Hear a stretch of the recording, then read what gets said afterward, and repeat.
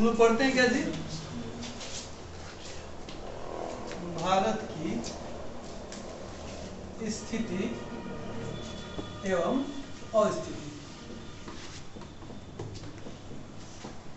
ठीक है। क्या पढ़ना है, भारत की स्थिति एवं अस्थिति, जिसमें गोलार्ध के बारे में कहें तो पृथ्वी को बीच से एक रेखा खींची जाती है, इसको क्या कहते हैं, भूमध्य रेखा। और ये भूमध्य रेखा पृथ्वी को दो गोलार्धों में बांटती है, ऊपर वाले को उत्तरी गोलार्ध, नीचे वाले को दक्षिणी गोलार्ध कहते हैं। और उसी के साथ साथ एक जीएमटी रेखा बीच से चिन्ह खींचते हैं, जीएमटी रेखा जो समय की रेखा होती है, तिथि रेखा, वो भी पृथ्वी को दो भागों में बांटती है। इधर अगर मैं इस साइड से कहूँ तो मेरे राइट साइड वाले को पूर्व दिशा और लेफ्ट वाले को पश्चिम, ठीक है, तो बांटती है। और हमारा भारत क्योंकि बेसिकली कर्क रेखा यहाँ है और कर्क रेखा हमारे भारत के बिल्कुल बीचों बीच गुजरती है, तो हमारा भारत कुछ यहाँ डिनोट करता है, दिख रहा है।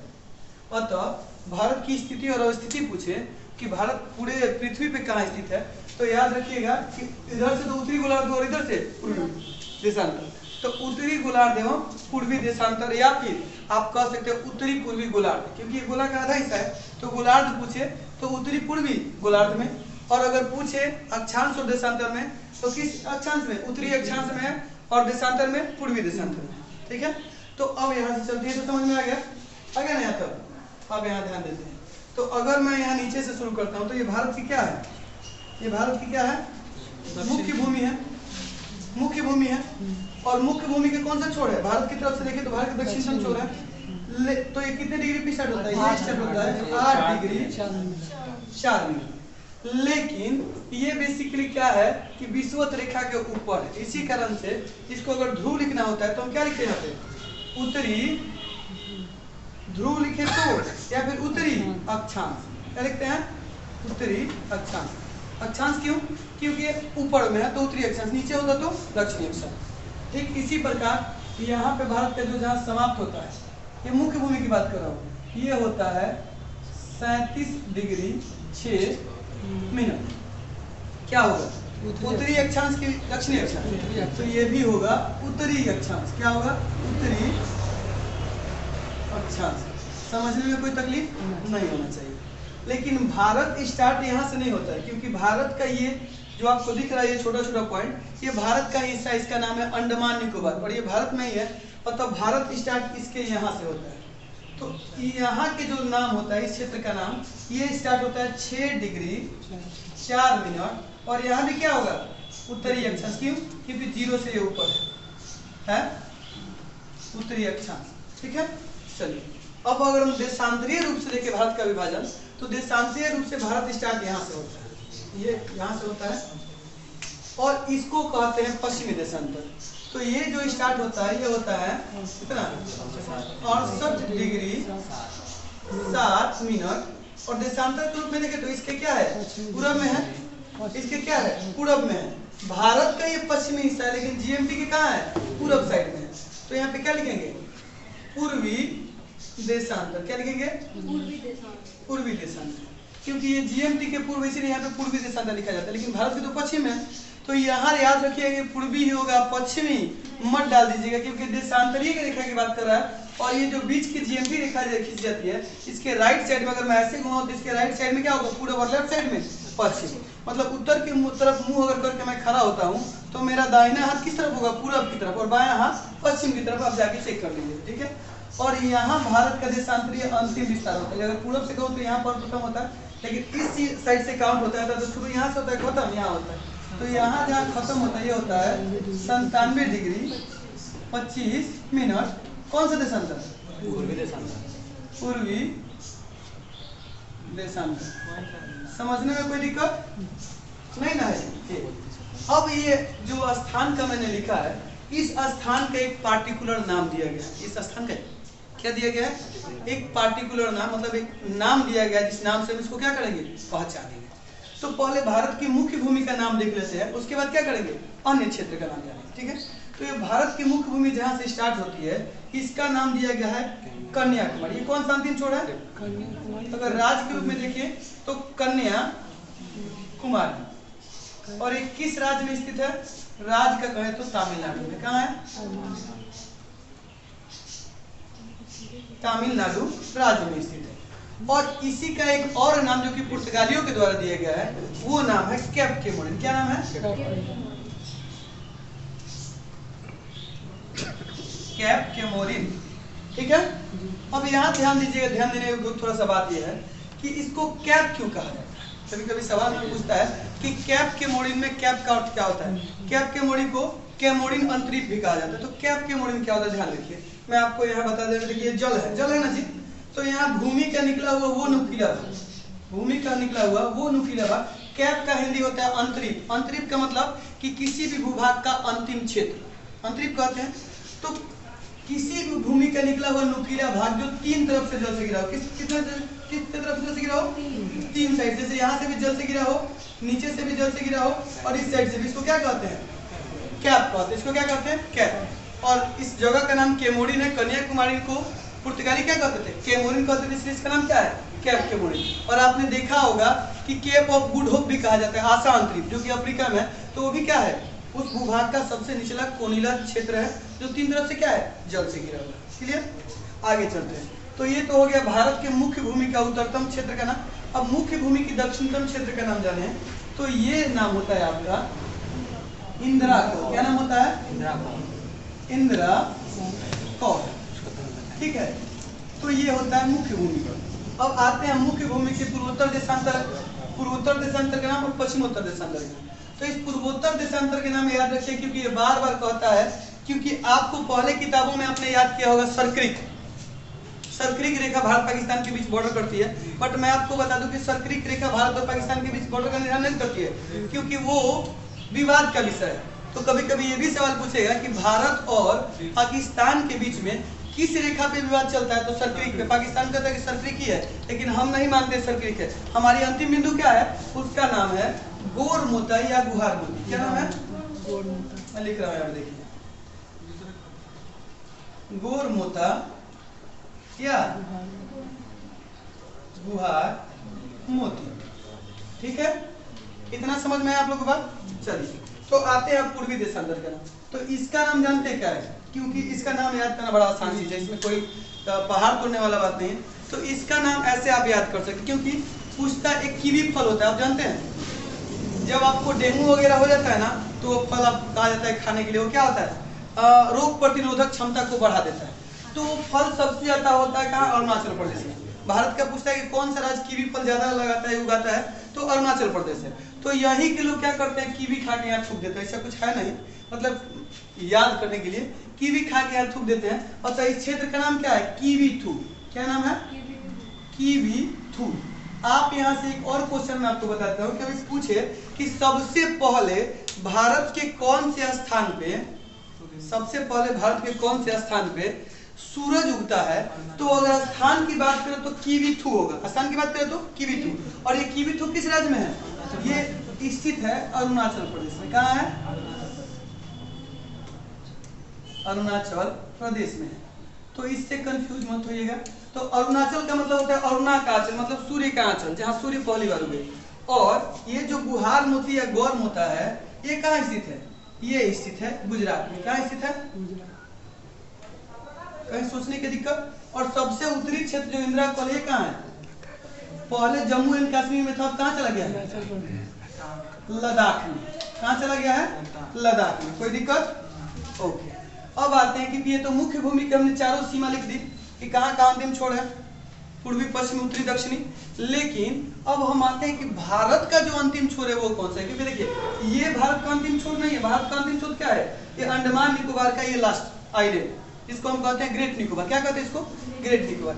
ये हमारा सबसे अंतिम छोर है। तो इसी ग्रेट निकोबार का कुछ नाम है जो कि एग्जाम में बार बार क्या करता है? पूछ देता है।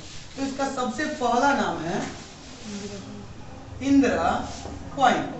तो हम कह सकते हैं कि हमारा भारत इंदिरा से लेके कहाँ तक है? इंदिरा से इंदिरा तक है। ऊपर भी देखिए इंदिरा और नीचे भी इंदिरा, लेकिन ऊपर इंदिरा कॉल और नीचे इंदिरा पॉइंट। तो इंदिरा से इंदिरा तक है। इसी का एक और नाम है पार्सन पॉइंट। क्या नाम है?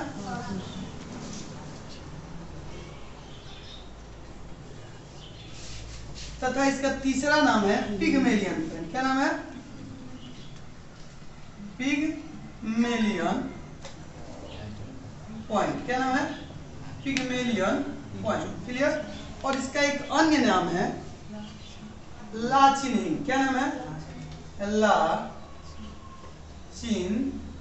हिंग। और ये बहुत बार पूछा हुआ है। लाची हिंग होता है, लाचीन नहीं होता है, यहाँ पे नौ नहीं होता है। क्या होता है? लाची हिंग होता है। लेकिन चीन कह देने से क्या होता है कि पड़ोसी देश है, हमारा दुश्मन देश है, तो जब दुश्मन देश होगा तो उसका बात तो याद रहबे करेगा, इसीलिए हम लोग क्या करते हैं? लाचीन हिंग, चीन से हिंग मांगते हैं। लेकिन यह क्या है? इसका नाम है लाची हिंग। क्लियर? ये क्षेत्र हम समझ गए। तो ये भारत की चारों तरफ से हो गए। ठीक है, अब हम ये समझ लेते हैं कि भारत की जो ये बाहरी ये जो लाइन दिख रही है इसको कहते हैं सीमा क्षेत्र। तो क्या कहते हैं? सीमा क्षेत्र। और इस सीमा क्षेत्र से किसी न किसी देश को अलग करता है, और अलग करने के साथ साथ क्या करता है? वहां पे एक रेखा भी बनाता है। तो कभी कभार एग्जाम में पूछ देता है कि कौन सी रेखा कौन कौन से देश को अलग करता है। तो ध्यान दीजिए, मैं लाइन कर रहा हूँ उसको रेड से। ये देखिए, यहाँ से लगभग शुरू होता है ये यहाँ तक, ये पाकिस्तान को यहाँ अलग करता है। और यहाँ भी ध्यान दीजिएगा कि बांग्लादेश पहले क्या था? पूर्वी पाकिस्तान ही था।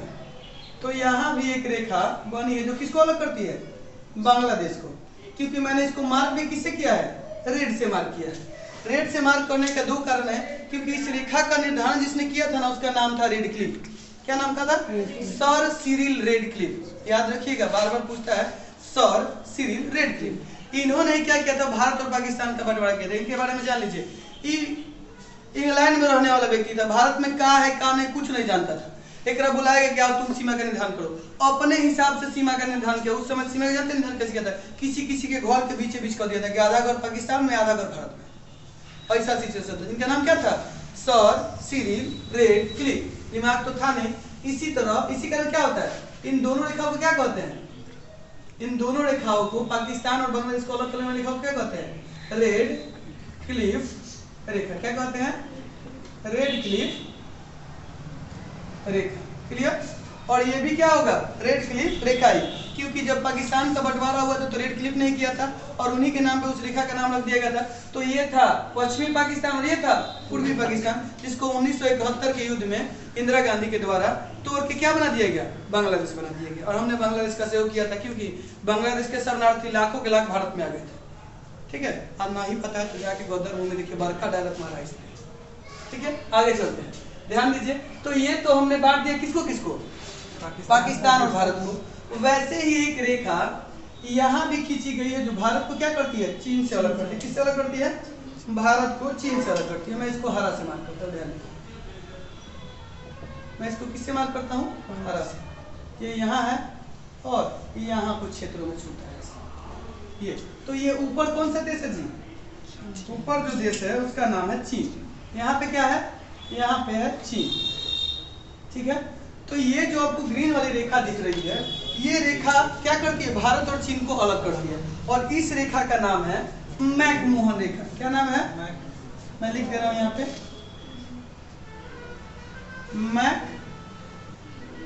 मैकमोहन रेखा। ये किसको किसको अलग करेगी जी? भारत और पाकिस्तान को। चीन, हाँ सॉरी, भारत और चीन को। कंफ्यूज आ जाती है कभी कभी, हम भी, हमारा दिमाग भी इधर उधर चल जाता है चढ़ने, कहा जाने कहाँ जाता है तो पता नहीं, पूछ के आएंगे फिर से। चीन, भारत और चीन को अलग करता है। क्लियर? अब आगे चलते हैं। देखिए, आपको सब कोई सब कुछ बताता है, लेकिन ये बताता नहीं बताता कि नेपाल को भारत से कौन अलग करता है। ये पता है आज तक? कौन सी रेखा? तो देखिए, भारत और नेपाल के बीच में कोई रेखा नहीं है। यहाँ पे एक नदी चलती है, नदी बहती है। क्या बहती है? नदी। इसको मैं ब्लू से मार्क करता हूँ। एक यहाँ पे क्या चलती है? नदी चलती है। इस नदी का नाम है काली नदी। क्या नाम है? काली नदी। और या फिर इसी नदी को क्या कहते हैं? इसी नदी को कहते हैं तीस्ता नदी। तीस्ता। यही नदी क्या करती है ना, भारत और नेपाल के बीच में सीमा का बंटवारा करती है। क्या करती है? भारत और नेपाल के बीच में सीमा का बंटवारा करती है। क्लियर हो गया? अब देखिए, यहाँ पे आते हैं तो यहाँ भी एक देश है। देश का नाम क्या है? म्यांमार। क्या नाम है? म्यांमार। म्यांमार नाम है। इस म्यांमार देश को भी भारत के लिए कुछ पहाड़ अलग करते हैं, और उन पहाड़ों का अलग अलग जगह पे अलग अलग नाम है। जैसे नागालैंड में इस पहाड़ी का, यहाँ पे एक पहाड़ी है जो यहाँ पे इस प्रकार से कुछ बना हुआ है। पहाड़ी को मैं किससे बना दूँ? चलिए ग्रीन से मैं पहाड़ी बना देता हूँ। ये जो आपको दिख रही है पहाड़ी, ऐसे ऐसे यहाँ पहाड़ियाँ है साइड साइड में। तो नागालैंड में जो पहाड़ी है, इस पहाड़ी का नाम है नागा पहाड़ी। क्या नाम है? नागा पहाड़ी। क्लियर। उसके बाद मिजोरम में जो पहाड़ी है इसका नाम है मिजो पहाड़ी। क्या नाम है? मिजोरम में पहाड़ी का नाम क्या है? मिजो पहाड़ी।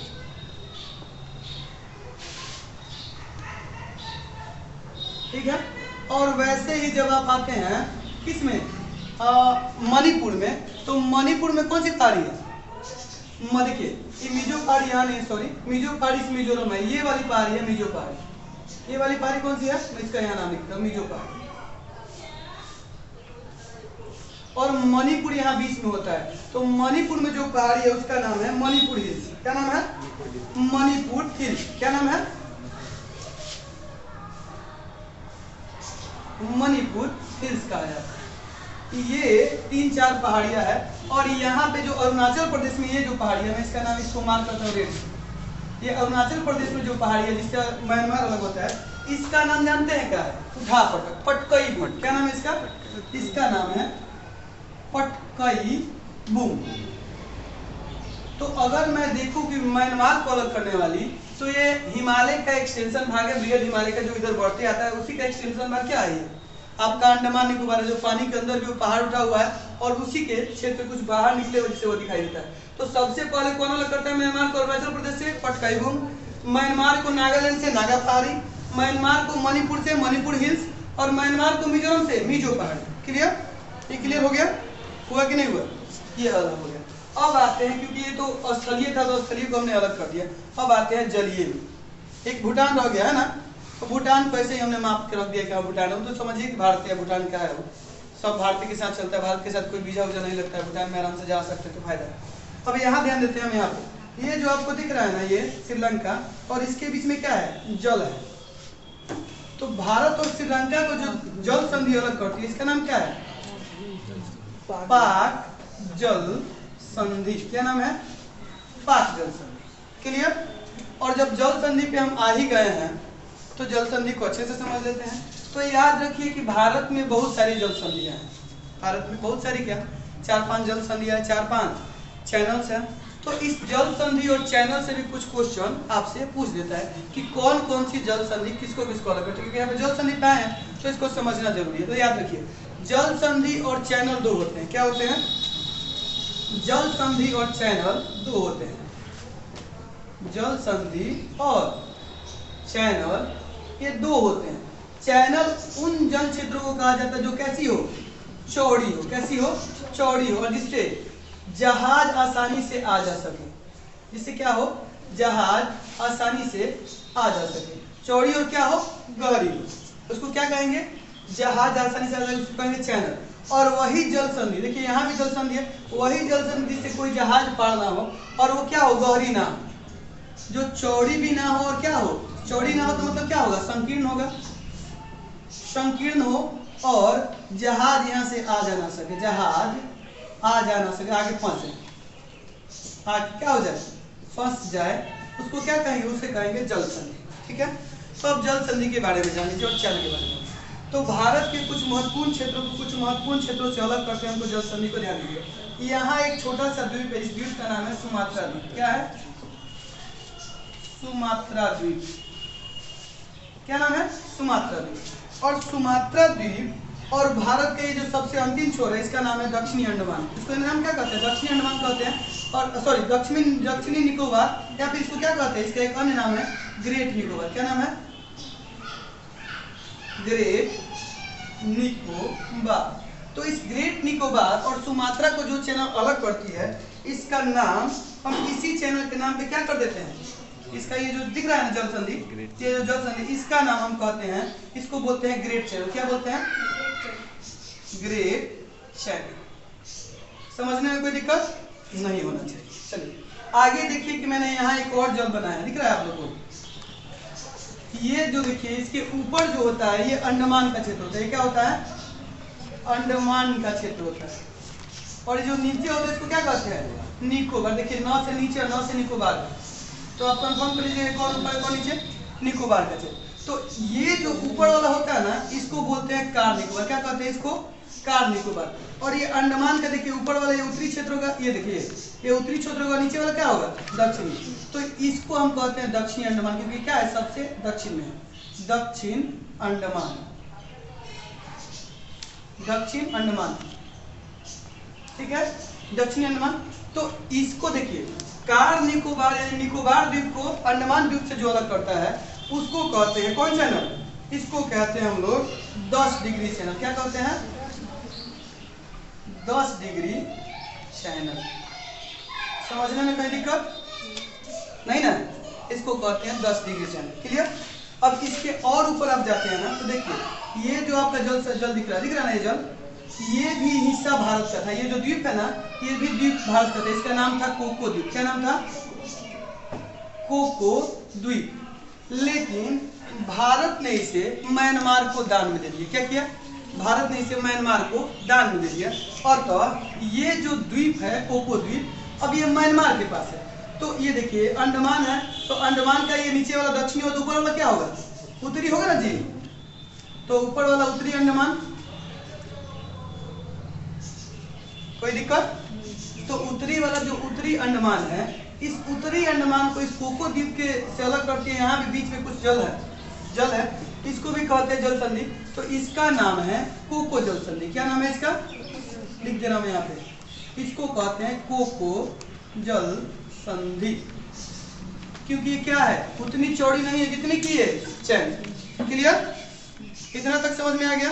अब आते हैं, क्योंकि जल संधि की बात करें तो पूरा बात। यहाँ देखिए, ये जो ऊपर वाला द्वीप है, इस द्वीप का नाम है लक्षद्वीप। क्या नाम है? लक्षद्वीप। और ये जो नीचे का द्वीप है, इसका नाम है मिनिकॉय द्वीप। क्या नाम है? मिनिकॉय द्वीप। और इसके नीचे जो ये दिख रहा है, ये है मालदीव। ये एक देश है। क्या है ये एक देश है। मालदीव एक क्या है? देश है। तो ये लक्षद्वीप, मिनिकॉय द्वीप और मालदीव, इनके बीच में आपको अगर ध्यान से देखिए तो यहाँ आपको दिख रही है जल संधि, दिख रही है यहाँ पे जल। तो ये वाटर बॉडीज है। तो एक वाटर बॉडीज क्या करे, दो क्षेत्रों को अलग करती है, इसी को जल संधि या चैनल कहते हैं। तो ये जो वाटर बॉडीज यहाँ दिख रही है, जो लक्षद्वीप और मिनिकॉय द्वीप को क्या कर रही है, बांट रही है। इस चैनल का नाम क्या होता है? इस चैनल को हम लोग कहते हैं 9 डिग्री चैनल। क्या कहते हैं? 9 डिग्री चैनल। तो जब देखिए यहाँ था 10 डिग्री, कहाँ गया ये? 10 डिग्री किधर गया? ये रहा 10 डिग्री चैनल। और उसके तुरंत नीचे देखिए 9 डिग्री। तो इसके तुरंत नीचे कौन सा डिग्री होगा जी? अब इसके नीचे जो चैनल होता है, ये जो दिख रहा है जल संधि ये वाला, इसको कहते हैं 8 डिग्री चैनल। इसको क्या कहते हैं? इसको बोलते हैं, यहाँ लिख दे रहा हूं मैं, 8 डिग्री चैनल। ये किसको अलग करती है? मिनिकॉय द्वीप को मालदीव से। किसको अलग करती है? मिनिकॉय द्वीप को मालदीव से। 8 डिग्री चैनल मिनिकॉय को मालदीव से, और 9 डिग्री चैनल लक्षद्वीप को मिनिकॉय द्वीप से। पाक जल संधि भारत को श्रीलंका से, और उसके बाद ग्रेट चैनल सुमात्रा द्वीप को ग्रेट अंडमान से। इसके बाद 10 डिग्री चैनल कार निकोबार को दक्षिणी अंडमान से, या फिर अंडमान को निकोबार से। ठीक है? अगर उसका पार्टिकुलर नाम दे कि कार निकोबार और दक्षिणी अंडमान, तो वो सही मानिएगा, क्योंकि वो एकदम क्या होगा, प्योर होगा। तो कार निकोबार और दक्षिणी अंडमान सबसे सही है। लेकिन अगर ये ऑप्शन में ना दे तो लिख दीजिएगा अंडमान को निकोबार से। इस पे टिक कीजिएगा, 100% सही होगा। इतना समझ गए हम। उसके बाद देखिए, ये कोको द्वीप भारत के पास था, हमने इसको दे दिया म्यांमार को दान में। किसका हो गया? म्यांमार का। तो इस म्यांमार के कोको द्वीप को भारत के अंडमान, उत्तरी अंडमान से अलग करते हैं। इसका नाम क्या है? कोको जल संधि। तो याद ही होगा, कोको द्वीप, कोको जल संधि। क्लियर? समझ में आया बात? ठीक है, अच्छा चलिए, अब इतना हो चुका है तो थोड़ा सा लगता है मुझे कि हल्का फुल्का मिटाना पड़ेगा क्या इसको? हाँ, किसी पे समझा दें, मिटाने की जरूरत नहीं ना। चलिए अब ध्यान दीजिए, एक सवाल ये पूछता है कि भारत की जो मुख्य भूमि की क्षेत्रीय लंबाई, सीमा की लंबाई है, जो स्थलीय सीमा की लंबाई, क्या कहता है? स्थलीय सीमा की लंबाई और जलीय सीमा की लंबाई से क्वेश्चन पूछता है। तो पहले समझते हैं कि स्थलीय सीमा किसे कहते हैं? जलीय सीमा। वह सीमा जो स्थल से सटा उसको क्या कहेंगे? स्थलीय सीमा। और वह सीमा जो जल से सटा उसको क्या कहेंगे? जलीय सीमा। जो स्थल से सटा हो स्थलीय सीमा, और जो जल से सटा हो जलीय सीमा। तो आप देखिए इधर जल दिख रहा है इधर, तो देखिए ध्यान से देखिए, ये यहाँ से शुरू होता है। ये इसको मैं दूसरे कलर से करता हूँ, ये दिखाई नहीं दे रहा। ये देखिए ग्रीन ग्रीन दिखाई दे रहा है ना, यहाँ से शुरू होते होते अगर हम आते हैं ऐसे, और ये देखिए ये जो आ रहे हैं, ये यहाँ से आते आते ये यहाँ तक आते हैं, और ये लास्ट यहाँ पश्चिम बंगाल तक यहाँ तक। याद क्या नहीं आता? तो ये जो जल सीमा है ये भारत की मुख्य जल सीमा है। क्या है? ये भारत की मुख्य जल सीमा है। क्या है? मुख्य जल सीमा। और भारत की मुख्य जल सीमा कितनी किलोमीटर है जी? भारत की मुख्य जल सीमा है 6100 किलोमीटर। यहाँ लिख दे रहा हूँ, भारत की मुख्य जल सीमा क्या है? 6100।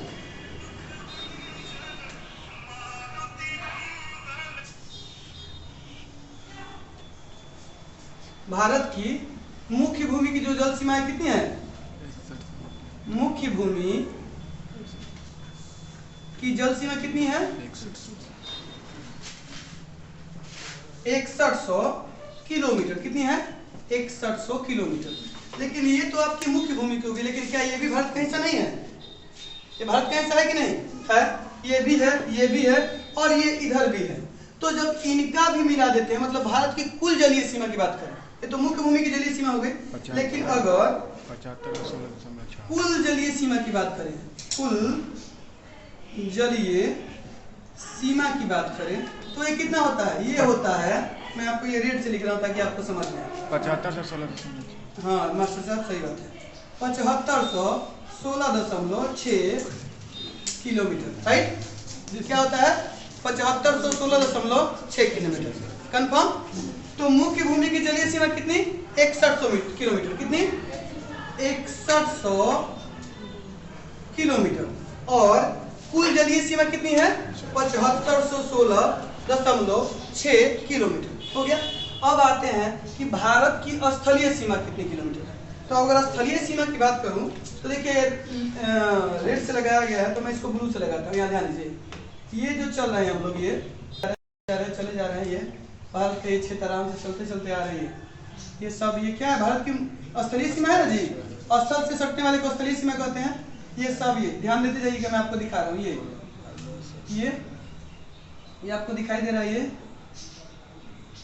दिखाई दे रहा है ना, ये यहाँ तक है।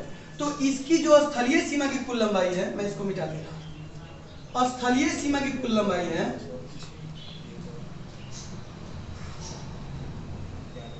कि कुल लंबाई, ये जानते कितना है? ये है 15,200 किलोमीटर। क्लियर? कितना है? 15,200 किलोमीटर।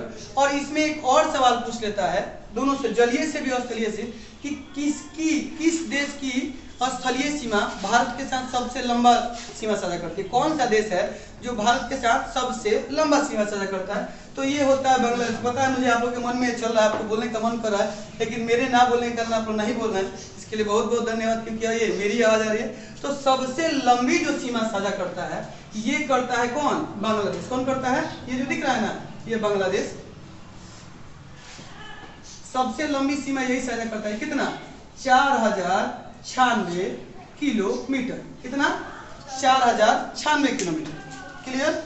इसमें कोई दो राय नहीं। तो सबसे लंबी, ये चीन से भी ज्यादा सीमा साझा करता है। और इसके बाद ये सवाल पूछता है कि सबसे छोटी स्थलीय सीमा कौन सा देश साझा करता है? तो याद रखिएगा कि यहाँ पे जो दिख रहा है पॉइंट वाला, इस पॉइंट पे अफगानिस्तान हमसे थोड़ा सा सटता है। इतना ही दूर, ये जो दिख रहा है ना, इतना ही दूर, जो दो लाइन बनाया हूं मैं, ये इतना ही दूर हमसे क्या होता है? कौन सटता है? अफगानिस्तान। और इसकी कुल लंबाई कितनी है? इसकी कुल लंबाई है 106 किलोमीटर। तो सबसे छोटी स्थलीय सीमा साझा करने वाला देश कौन है? अफगानिस्तान। लेकिन इसके बारे में एक तथ्य जान लीजिए, क्योंकि 1947 में जब जम्मू कश्मीर में पाकिस्तान ने आक्रमण किया था, वहां के कबायलियों ने, तो उन्होंने इस क्षेत्र को कब्जा कर लिया था। इस क्षेत्र को क्या कर लिया था? कब्जा कर लिया था। तो ये अभी हमारे पास नहीं। इसका नाम क्या है? POK, पाक अधिकृत कश्मीर। और इसी पाक अधिकृत कश्मीर में क्या, ध्यान दीजिए, इसी पाक अधिकृत कश्मीर अभी किसके पास है? उनके पास है। और इसी कारण हमारे यहाँ लोकसभा की कुल सीटें कितनी है? 552। कितनी है? 552। और उस पर चुनाव पे कितने, किस पे होता है? 545 पे होता है। बाकी पे नहीं होता। कितना? 7 गो सीट पे नहीं होता। क्यों? क्योंकि वो 7 सीट यहाँ के लिए सुरक्षित रखा गया है कि जब ये हमें मिलेगा हम यहाँ पे अपना शासन चलाएंगे। अतः ये अब हमारे पास नहीं है, ये पाक के अधिकार में है। तो ये सबसे छोटी सीमा ये नहीं होती है। अतः अब सबसे छोटी जो सीमा हो जाती है वो हो जाती है, दिख रहा है यहाँ पे, ये भूटान के साथ हो जाती है। किसके साथ होती है? यहाँ एक राज्य, कौन सा राज्य है? ये राज्य है, मैं इसको रेड से मार्क करता हूँ क्योंकि रेड बड़ा अच्छा चमक रहा है। ये जो यहाँ राज्य, इसका नाम है भूटान। क्या नाम है? भूटान की जगह पे छुटान लिखते जाते हैं। भूटान, क्या नाम है? भूटान। और ये जो देश था इसका नाम क्या था? नेपाल। तो सबसे देखिए अफगानिस्तान के बाद जो सबसे कम सीमा साझा करता है वो भूटान है। 400 कुछ किलोमीटर तक है, मुझे कंफर्म नहीं है, अतः मैं इसके बारे में किलोमीटर नहीं लिखूंगा। लेकिन अगर दे अफगानिस्तान ऑप्शन में हो तो आप अफगानिस्तान मारिएगा और 106 किलोमीटर मारिएगा। लेकिन अगर आप सॉरी अफगानिस्तान अगर ऑप्शन में ना हो तो आप क्या मारिएगा? भूटान। और भूटान भी ऑप्शन में ना हो तो नेपाल, और नेपाल ऑप्शन में ना हो तो म्यांमार, अब म्यांमार ऑप्शन में ना हो तो पाकिस्तान, पाकिस्तान ऑप्शन में ना हो तो चीन। सबसे ज्यादा तो बांग्लादेश सही है। तो अगर मैं इस हिसाब से कहूं तो सबसे अधिक सीमा साझा करने वाला कौन है? बांग्लादेश, दूसरे नंबर पे चीन, तीसरे पे पाकिस्तान, चौथे पे म्यांमार, पांचवे पे नेपाल और छठे पे भूटान। क्लियर? कोई दिक्कत तो नहीं है? इतना तक समझ गए? हाँ या ना? इतना तक क्लियर समझ गए ना? अब इसमें और भोंकना है तो कहाँ लिखूंगा, तब तक आप इस वीडियो को बंद मत कीजिए, पुश कीजिए। पुश करने आता है? वहां से पुश कर दीजिए, इसको फिर चालू कर दीजिए। चलिए ध्यान से देखिए, एक क्या छोटा था, क्योंकि हमने स्थलीय सीमा की तो कर ली थी कि सबसे अधिक, तो जलीय सीमा कौन सबसे ज्यादा साझा करता है ये भी सवाल पूछता है। तो याद रखिए कि सबसे ज्यादा जलीय सीमा साझा करता है ये हमारा, ये क्या नाम है? गुजरात। जानते हैं कितना मीटर? ये 1200 किलोमीटर अकेले साझा करता है। कितना? 1200 किलोमीटर। ये गुजरात जलीय सीमा साझा करता है 1200 किलोमीटर। और सबसे अधिक जलीय सीमा साझा करने वाला राज्य कौन है? गुजरात। 2 नंबर पे पूछे तो कौन होगा? 2 नंबर पे यहाँ दिख रहा है आंध्र प्रदेश। 2 नंबर पे कौन है? आंध्र प्रदेश। तो पहला गुजरात हम लिख दूं यहाँ पे, पहला गुजरात है, दूसरा आंध्र प्रदेश है। आंध्र प्रदेश कहते हैं, आंध्र प्रदेश मत कहिएगा, आंध्र प्रदेश। क्लियर? दूसरा कौन सा है? आंध्र प्रदेश। और अगर पूछे कि सबसे छोटा जलीय सीमा कौन साझा करता है, तो यहाँ ध्यान दीजिएगा कि ये महाराष्ट्र और कर्नाटक के बीच में एक छोटा सा क्षेत्र दिख रहा है, ये है गोवा। सबसे कम जलीय सीमा कौन साझा करता है? ये गोवा। क्लियर? गोवा साझा करता है। इतना समझ में आ गया? अब उसको पूछ कीजिए आराम से, क्योंकि अब मिटाना पड़ेगा। ये मैं ध्यान से उतर गया था और अक्सर मैं चीजें भुलाते रहता हूँ, ये ध्यान दीजिए। चलिए फिर चलते हैं आगे थोड़ा सा और, क्योंकि अब इसको थोड़ा सा ज्यादा भूख दिए थे तो लिपापोती करना था। अब आपसे 2 सवाल पूछते हैं। पहला सवाल ये पूछता है कि भारत की लंबाई से संबंधित सवाल पूछता है क्या, कि देखिए भारत का ये जो छोड़ा है यहाँ से चलते चलते चलते चलते चलते चलते, और ये जो भारत का अंतिम छोड़ा ये वाला दिख रहा है ना, इसकी लंबाई कभी पूछ देता है कि भारत की पूर्व से पश्चिम की लंबाई कितनी है, और कभी कभी पूछ देते हैं कि भारत की उत्तर से दक्षिण की लंबाई कितनी है। ये सवाल पूछता है 2। तो याद रखिएगा, क्योंकि देखिए अक्षांश रेखाएं 2 समानांतर रेखाएं होती हैं, और समानांतर रेखाओं के बीच में कभी भी दूरी कम नहीं होती है। और इस साइड से जो लाइन खींची जाती है उसको क्या कहते हैं? समानांतर रेखा कहते हैं, सॉरी अक्षांश रेखा कहते हैं, या समानांतर रेखा होती है वो भी। तो अक्षांश रेखाओं के कारण ये यहाँ से यहाँ तक के बीच का डिफरेंस अगर देखिएगा तो 30 डिग्री होता है, लेकिन इसकी दूरी बढ़ जाती है। जबकि आपको पता है कि देशांतर रेखाएं जैसे जैसे आप ध्रुव की तरफ जाते हैं वो धीरे धीरे सिकुड़ती चली जाती है, ऐसे होती है, ध्रुव पे जाके पूरा शून्य हो जाती है, और धीरे धीरे जैसे आइएगा विषुवत रेखा पर तो उसकी लंबाई सबसे अधिक होती है। और ये देखिए विषुवत रेखा से ये ऊपर हमारा भारत है, अतः ये इधर की लंबाई जो क्या होती है? सिकुड़ जाती है। अतः भारत की पूरब से पश्चिम तक की लंबाई कितनी है? 2933 किलोमीटर। जबकि उत्तर से दक्षिण की लंबाई की बात करें तो उत्तर से दक्षिण की लंबाई कितनी है जी? 3214 किलोमीटर। समझने में किसी को कोई दिक्कत? किलोमीटर। अब 2 सवाल और पूछता है। एक सवाल ये पूछता है कि ये जो भूमध्य रेखा है, 0 डिग्री लाइन, विषुवत लाइन या भूमध्य लाइन है जो दिख रहा है नीचे, इससे हमारे भारत की दूरी कितनी है? तो इससे हमारे भारत की दूरी याद रखिए, यहाँ कितना है? 8 डिग्री 4 मिनट था।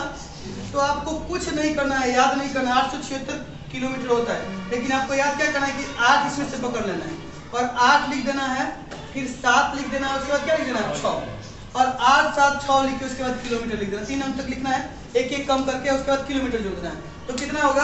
876 किलोमीटर। और ये बार बार पूछता, जानते हैं कभी कभी 786 दे देगा, कभी 765 किलोमीटर दे देगा। तो याद रखिए क्या है? 8 डिग्री 4 मिनट होता है, तो 800 7 और 6 876 किलोमीटर। ये 8 डिग्री में से एक कम करके 3 नंबर तक लिखिएगा, उसके बाद किलोमीटर मार दीजिएगा, आपको 100% याद हो जाएगा। अन्यथा ऐसे आप याद करते रह जाएंगे। चलें आगे, चलें, चलिए अब थोड़ा सा ध्यान और देते हैं। ये ध्यान क्या देते हैं कि भारत से 2 महत्वपूर्ण रेखाएं गुजरती हैं और वो किस किस राज्य से गुजरती है, इस पे सवाल पूछता है। भारत से महत्वपूर्ण, भारत के बीचों बीच 2 रेखाएं गुजरती है, एक होती है समय रेखा और एक होती है अक्षांश रेखा, जो कि कर्क रेखा है, जो भारत को अगर मैं देखूं तो भौगोलिक रूप से 2 हिस्सों में बांटती है। भौगोलिक रूप से देखूं तो 2 हिस्सों में बांटती है। याद रखिए, तो हम सबसे पहले किसमें चलेंगे, कर्क रेखा में। ये जो दिख रहा है, ये जो रेड लाइन का मैंने बनाया था, यही रेखा, इस रेखा के जो कि भारत को बीचों बीच से 2 हिस्सों में बांटती है, इसको कहते हैं कर्क रेखा। क्योंकि ये सूर्य का अंतिम कोण है। क्या है ये? सूर्य का अंतिम बिंदु है, अतः इसके ऊपर सूर्य नहीं जाता है, इसके ऊपर सूर्य नहीं जाता है। इसके ऊपर कैसे प्रकाश पड़ती है, तिरछी प्रकाश। लेकिन इस कर्क रेखा से लेकर नीचे मकर रेखा तक सूर्य सीधे चमकता है, अतः इन बीच के क्षेत्र को हम कहते हैं उष्णकटिबंधीय क्षेत्र। क्या कहते हैं? उष्णकटिबंधीय क्षेत्र। उष्ण का मतलब होता है गर्मी। तो इधर के नीचे के पूरे क्षेत्र कौन से होंगे? भारतीय क्षेत्र क्या होगा? उष्णकटिबंधीय क्षेत्र। क्या होगा? उष्णकटिबंधीय क्षेत्र। क्या होगा? उष्णकटिबंधीय क्षेत्र। और ये गर्म क्षेत्र होता है, अतः आप देखे होंगे कि दक्षिण भारत के लोग जो होते हैं अधिकांश काले रंग के हो जाते हैं। क्यों हो जाते हैं? क्योंकि यहाँ धूप अधिक पड़ता है, जिस कारण से यहाँ के लोगों के शरीर से एक क्या निकलती है? द्रव निकलता है, जिस द्रव का नाम क्या होता है? मेलानिन। और ये मेलानिन हमारे त्वचा को क्या कर देता है? काला कर देता है। क्यों? ताकि पैराबैंगनी किरणों से इसकी रक्षा शरीर की हो सके। तो अतः यहाँ के लोग क्या हो जाते हैं? अधिक धूप के कारण काले। लेकिन इसके इस क्षेत्र के मतलब इस रेखा के ऊपर वाले जो क्षेत्र होते हैं, यहाँ पे उतनी गर्मी नहीं पड़ती है, अतः इस क्षेत्र को कहते हैं उपोष्ण कटिबंधीय क्षेत्र। क्या कहते हैं? उपोष्ण कटिबंधीय क्षेत्र। उष्ण के ऊपर उपोष्ण कटिबंधीय क्षेत्र। क्या कहेंगे? कटिबंधीय क्षेत्र। तो कर्क रेखा हमारे भारत को 2 भौगोलिक क्षेत्रों में बांटती है, उष्ण कटिबंधीय और उपोष्ण कटिबंधीय। यहाँ तक समझ में आया? चलिए इसके आगे थोड़ा सा और समझते हैं आराम से, कोई दिक्कत नहीं। अब ये कर्क रेखा है ना, जो हमारे भारत के बीचों बीच से गुजरती है, कुछ राज्यों को टच करती है। और अक्सर सवाल में पूछ देते हैं कि कर्क रेखा भारत के किन किन राज्यों से गुजरती है। तो जिस प्रकार से राज्यों से गुजरती है, मैं उसी प्रकार से क्या करूंगा, उनका नाम लिखते चलता हूँ। ध्यान दीजिए, ये जो सबसे पहला राज्य, यहाँ से गुजर नहीं राज्य, इस सबसे पहले राज्य का नाम है गुजरात। क्या नाम है? जहां से गुजरना शुरू करती है उसका नाम है गुजरात। दूसरा राज्य यहाँ से जो हल्का सा सटता है, इस राज्य का नाम है, मैं इसके ऊपर नाम लिखता हूँ, ये इसका नाम है राजस्थान। क्या नाम है? राजस्थान। इसके बाद जो तीसरा ये राज्य सटता है, इसका नाम है मध्य प्रदेश। क्या नाम है? मध्य प्रदेश। और इस मध्य प्रदेश के बाद जो अगला यहाँ पे चौथा राज्य है, इसका नाम है, मैं इसको मिटा देता हूँ, इसका नाम है छत्तीसगढ़। क्या नाम है? छत्तीसगढ़। ठीक है। और छत्तीसगढ़ के आगे जो राज्य अगला, यहाँ पे एक राज्य निकलता है जो बिहार से बटा था, इसका नाम क्या है? झारखंड। क्या नाम है? झारखंड। और झारखंड के बाद जो अगला राज्य यहाँ सटता है, इसका नाम है पश्चिम बंगाल। क्या है? पश्चिम बंगाल। ये जो छोटा वाला राज्य आपको दिख रहा है, जिसके बीचों बीच से गुजर रहा है, इसका नाम है त्रिपुरा। क्या नाम है? त्रिपुरा। और ये जो अगला राज्य दिख रहा है, इसका नाम क्या है? इसका नाम है मिजोरम। मिजोरम। ठीक है। तो अब अगर मैं राज्य को काउंट करूं कि कितने राज्य से गुजर, देखिए गुजरात, राजस्थान 2 हुए, मध्य प्रदेश 3, छत्तीसगढ़ 4, झारखंड 5, पश्चिम बंगाल 6, त्रिपुरा 7 और मिजोरम 8। तो कर्क रेखा भारत के कितने राज्यों से गुजरती है? 8। कोई दिक्कत नहीं ना? चलिए बढ़िए। अब ये 8 राज्यों से कर्क रेखा गुजरती है, ये तो हम लोग कंफर्म कर दिए। लेकिन एक सवाल और भी पूछता है कि किस राज्य की राजधानी से कर्क रेखा गुजरती है। ठीक। तो एक लौता राज्य है झारखंड, जिसकी राजधानी कहाँ से? रांची से। कहाँ से? रांची से कर्क रेखा गुजरती है। क्लियर? क्लियर ना? अब ये तो हुआ कर्क रेखा के बारे में, जो लोग किसी कोई अलग अलग हिसाब से याद करते रहता है। अब हम आते हैं एक और रेखा जो कि भारत के बीचों बीच से गुजरती है, उसका नाम है समय रेखा। कौन सी रेखा? समय रेखा। अब मैं पूछूं कि कर्क रेखा कितने डिग्री पे स्थित है, आपको पता है क्या? 23.1/2 यानी कि 23.5 डिग्री पे स्थित है। कौन? कर्क रेखा। और 0 डिग्री पे भूमध्य रेखा है। क्लियर है सब? ध्यान रखिए, 23.5 डिग्री से। अब एक और रेखा गुजरती है देशांतरी रेखा, जो क्या करती है, भारत के समय का निर्धारण करती है कि भारत में कितना बजे सुबह होगा और कितना बजे शाम। और ये जो रेखा होती है, मैं इसको मिटा दूं क्या, बीच वाले को, क्योंकि मिटा दूंगा तो फिर लिखना भी दिखाना भी आसान होगा। ध्यान दीजिए, ये हो गया। चलिए, ये जो रेखा गुजरती है ये बिल्कुल ऐसे गुजरती है। यहाँ से अगर मैं कहूँ तो यहाँ से आती है रेखा, रेड से ही मार्क करता हूँ, रेड बड़ा अच्छा दिख रहा है रेखा को दिखाने के चक्कर में। तो चलिए, ये तो थैंक्स टू पिंटू सर कि ला के दिए मार्कर, ये दिख रहा है। तो ये रेखा जो है, इस रेखा को कहते हैं 82.5 डिग्री रेखा। कौन सी रेखा, 82.5 डिग्री रेखा। और इसको कहते हैं IST। क्या कहते हैं, IST। अंग्रेजी में इसको कहते हैं इंडियन स्टैंडर्ड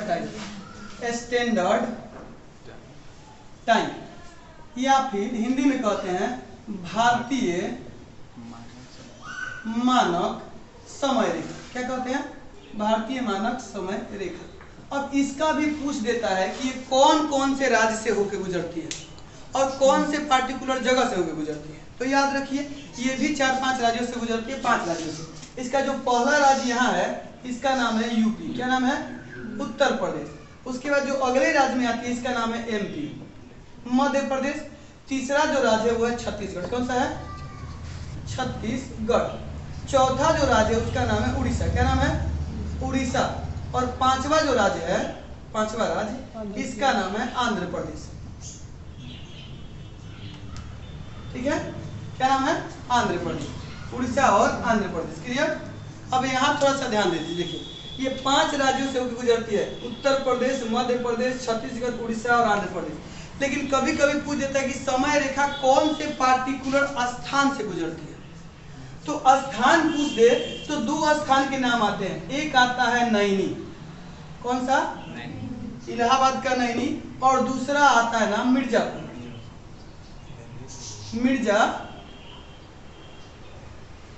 मिर्जापुर। तो याद रखिएगा कि फिर नैनी पहले खूब देता था, अतः किसी किसी किताब में नैनी भी दिया और किसी किसी किताब में मिर्जापुर भी। तो दोनों ऑप्शन में नहीं देगा। और अगर ऑप्शन में दोनों देता है तो ऑप्शन C होगा इनमें से सभी, दोनों, क्योंकि एक होगा दोनों ऊपर के दोनों, और चौथा ऑप्शन इनमें से कोई नहीं। तो ऐसे दे तो दोनों, और नहीं तो क्या दे, तो दोनों में से कोई एक, नैनी या मिर्जापुर दे तो मिर्जापुर या नैनी मार लीजिएगा। ठीक है। अब एक और बात याद रख लीजिए कि ये देखिए जो छत्तीसगढ़ में दिख रहा है ना, ये छत्तीसगढ़ में दोनों रेखाएं एक दूसरे को काट रही है ना। छत्तीसगढ़ में क्या हो रही है, ये रेखाएं दोनों को एक दूसरे से काट रही है। थोड़ा सा इसको वीडियो को रोक दीजिए। चलिए वापस चलते हैं वहां पे जहां से थे। ठीक है, याद रखिए, देखिए ये जो छत्तीसगढ़ का बीच में जगह है जहाँ पे क्या होता है, देखिए इधर जो मैं ध्यान दीजिएगा, आपको मैं दिखा रहा हूँ। देखिए ये इधर से कर्क रेखा आ रही है ना जी, ये वाली रेखा दिख रही है कर्क रेखा, और इधर से आ रही है समय रेखा। तो ये दोनों एक को एक दूसरे रास्ता एक जगह पे काटती है। किस जगह पे काटती है, इस जो जगह पे काटती है, जो दिख रहा है ब्लैक वाला पॉइंट दिखा रहा है, इस जगह को काटती है। ये है छत्तीसगढ़ के किस जिले में, सूरजपुर जिले में। किस जिले में है, सूरजपुर जिला। अगर जिला पूछे तो सूरजपुर जिला, लेकिन अगर स्थान पूछे कौन सा स्थान, तो इसका नाम क्या है, भैंसमुंडा स्थान। क्या नाम है, भैंसमुंडा। भैंसमुंडा, क्लियर, यहाँ तक कंफर्म हो गया, भैंसमुंडा। अब हम चलते हैं कि कभी कभी सवाल पूछ देता है कि समुद्र तट के किनारे स्थित राज्यों की संख्या कितनी है। भारत के कितने राज्य हैं जो समुद्र तट के किनारे स्थित है। तो काउंट हम बात करेंगे, पहले हम लिखते हैं और लिखने के बाद क्या करेंगे, गिन देंगे। देखिए, तो अगर जल का हिसाब देखें तो देखिए यहाँ पे कहाँ पे क्या जी, ये भी जल से घिरा हुआ है। और यहाँ पे मैंने राज्य का नाम लिखा क्या है, गुजरात। गुजरात के नीचे जो राज्य होता है, इसको भी मैं ब्लैक से लिखता हूँ, ज्यादा अच्छा हो गया। इसके नीचे ये जो राज्य है, फिर रेड हो गया, ब्लैक वाला ये।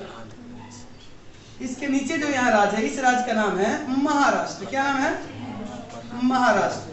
महाराष्ट्र के नीचे जो यहाँ एक राज्य है, इसका नाम है गोवा। क्या नाम है, गोवा। गोवा के नीचे एक राज्य, इसका नाम क्या है, जो आप लोग करते हैं, कर्नाटक। इसके बाद यहाँ जो राज्य, इसका नाम क्या है, केरल। और इस पार चलूं तो यहाँ एक राज्य, इसका नाम है तमिलनाडु। क्या नाम है, तमिलनाडु। इसके ऊपर यहाँ एक राज्य है, इसका ये यहाँ तक लगभग, इसका नाम है आंध्र प्रदेश। क्या नाम है, आंध्र प्रदेश। यहीं का कुचिपुड़ी लोक नृत्य याद है आप लोगों को? ठीक है, आंध्र प्रदेश यहाँ लिखे थे, ठीक है, आंध्र प्रदेश। और इसके ऊपर जो राज्य है इसका नाम है उड़ीसा। क्या नाम है? उड़ीसा। और इसके ऊपर एक और राज्य है, इसका नाम क्या है? पश्चिम बंगाल। क्लियर? तो अगर मैं अब राज्य काउंट कर दूं कितने सर्कल देखिए, 1 2 3 4 5 6 7 8 और 9। तो समुद्र तल के साथ सीमा साझा करने वाले कितने राज्य हैं? 9 राज्य हैं। और 9 राज्य में सबसे अधिक सीमा साझा करने वाला गुजरात। कितना? 1200 किलोमीटर। क्लियर? और सबसे छोटा गोवा। यहाँ तक कंफर्म? कहीं दो राय? अब पूछ देता है कि कौन कौन से देश से कौन कौन सी राज्य अपनी सीमा साझा करती है। तो अब उसको देख लेते। देखिए यहाँ पे एक देश है, इस देश का नाम क्या है? पाकिस्तान। हमारे भारत का ससुराल, सनी देओल का। अब देखिए पिक्चर देखिए कि नहीं, पहले पिक्चर में लड़के का बाबू जाता है एक लड़की को उठा के लाता है, दूसरे पिक्चर में उसका बेटा जाता है वो लड़की को उठा ले जाता है। गदर 2 में क्या है, उसका बेटा जाके बोले क्या है, पाकिस्तान जिससे पाकिस्तान नहीं है, ससुराल हो गया। चलिए अब आगे चलते हैं, ध्यान दीजिए। तो पाकिस्तान से कौन कौन से राज्य सीमा साझा करते हैं देखते हैं हम। तो ये जो पहला राज्य है इसका नाम लिख रहे हैं, इसका नाम है गुजरात। क्या नाम है? गुजरात। ये जो दूसरा राज्य है इसका नाम है, क्या नाम है? राजस्थान। और इसके बाद ये जो तीसरा राज्य है, तो राज्य में कौन सा होगा? पंजाब। पहले जम्मू कश्मीर भी एक राज्य था, तो राज्य के रूप में क्या होता था? 4 राज्य। लेकिन अब कितने राज्य हैं? मात्र 3, गुजरात, राजस्थान और पंजाब। और उसके बाद अगर केंद्र शासित प्रदेश की बात करें तो पहला केंद्र शासित प्रदेश कौन सा है? अगर केंद्र शासित प्रदेश की बात करें, यूटी की, यूनियन टेरिटरी की, तो पहला यूटी है JNK, जम्मू एंड कश्मीर, और दूसरा है लद्दाख। क्लियर? क्लियर? तो ये क्षेत्र होते हैं। अब हम आते हैं किसके पास, क्योंकि अब हम लोग पाकिस्तान का काम क्रियाक्रम कर लिए, तो अब इसी के बगल में यहाँ से एक छोटा सा क्षेत्र आपको दिखाई देना कि कौन सकता है? अफगानिस्तान होता है ना, तो ये भी एक क्षेत्र से सकता है। इसका नाम क्या है? लद्दाख। पहले क्या था? जम्मू कश्मीर। क्लियर? लद्दाख। अब इसके इस पार अगर आते हैं, इस पार, तो मैं पहले इसको मिटा दूं क्योंकि ये तो हो चुका है, तो आप लोग के दिमाग में तो सेट हो चुका है, तो उसको बार बार लिखने की क्या जरूरत है। तो अगर मैं यहाँ की बताऊं तो यहाँ एक देश है ऊपर, ये कौन सा देश है जी? ये देश है चीन। अब चीन कौन कौन से राज्यों के साथ सीमा साझा करता है? तो राज्य की बात करूं तो पहला राज्य कौन सा होगा? हिमाचल प्रदेश। उसके बाद चले जाए